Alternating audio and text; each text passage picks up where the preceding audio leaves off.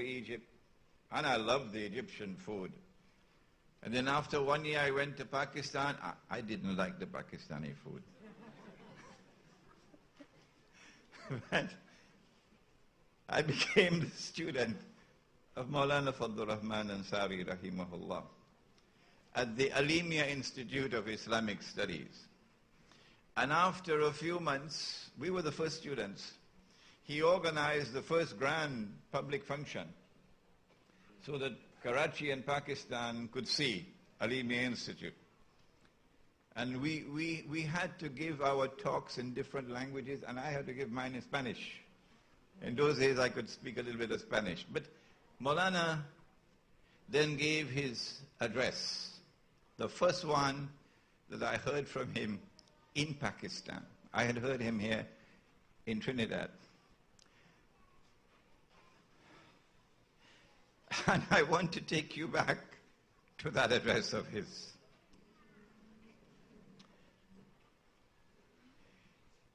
He gave a picture of the world today in which he said that appearance and reality were not the same. No.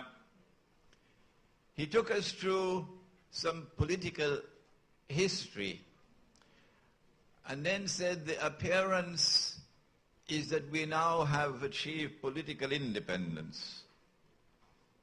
But then he said the reality is different. We do not as yet have true political freedom and independence. Indeed, we're moving in the opposite direction. And then he took us through some economic analysis, not only with reference to the United Nations organization in his political analysis, but the World Bank and the International Monetary Fund, etc., in his economic analysis. And then he said that the appearance is that we now have economic freedom. But I want to say to you, we are still in economic slavery. He used the word slavery. And then he ended that address, if I remember correctly, by pointing towards the greatest slavery of all. He said, you think you are intellectually free, but rather you should know that you are still in intellectual slavery. And that is the greatest slavery of all. Maulana Siddiq Ahmad Nasir, who I consider to be his most learned student,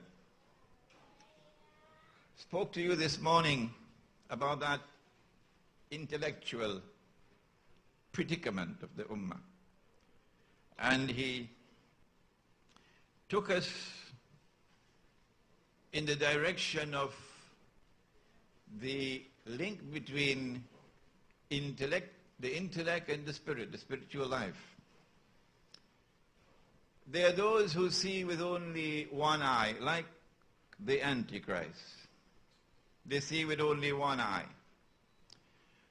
And with that eye, they have come to the conclusion that this is the best world there's ever been. I mean to say, you now have motor cars. You don't need a donkey cart anymore. You now have aeroplanes. You even have the toilet inside the house now. What progress. This is the best of all worlds. This is a world which has come into being in consequence of the dominance of modern Western civilization. A civilization which has been produced by a strange and a mysterious alliance, rapprochement, an alliance between European Christians and European Jews. Not the rest of the Christian world, and not the rest of the Jewish world. Modern Western civilization has given us the modern scientific and technological revolution, which is still continuing, and which continues to dazzle mankind. And it declares to us that this is the best of all worlds. All previous civilizations have now been superseded, including Islam. They're now redundant. They now belong to the museums of history. And so this is the best. And there is nothing to come which will supersede today's dominant way of life and dominant culture and civilization. But there are those who see with two eyes. Dajjal, the false Messiah, the Antichrist, sees with one. But there are those who see with two eyes, not only the external eye, with which we have the capacity for external observation, but also the internal eye, the eye of the heart. And when they look with both these eyes, the external and the internal, they recognize something different. Appearance and reality are not the same. Indeed, they look like they're opposite to each other. This is not the best of all worlds. No. This is the worst of all worlds.